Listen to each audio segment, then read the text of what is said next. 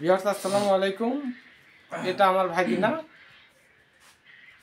তো আমাদের পরিবারের ভিতর সবাই কবিরাজি করে। সবাই কবিরাজি করে মানে গণনাবুদ সবাই করতে পারে, সবাই জানে না। তো আমার ভাগনাকে আমি বেশি কিছু দিব না, যেহেতু বয়স কম। তো আমার ভাগনাকে এই একটা তসবিহ দিব।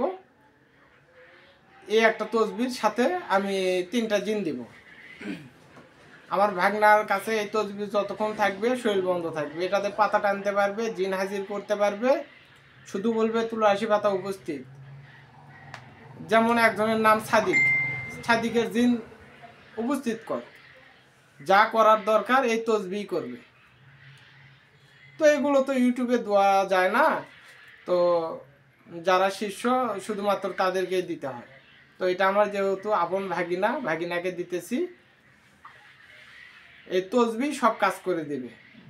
যেমন মিষ্টি বশীকরণের জন্য মিষ্টি পড়া, এই তসবিহকে বলবে হে তসবিহ তুমি এই মিষ্টিটা পরে দাও অমুক অমুকের মিলনের জন্য, তখন এই তসবিহ সমস্ত কাজ করে দেবে। তো ভাগ্নেকে আমি উঠাই দিতেছি, নাও এই তসবিহতে আজ থেকে তুমি সমস্ত কাজ করবে, কোনো খারাপ কাজ করবে না। আসসালামু আলাইকুম। আসসালামু আলাইকুম।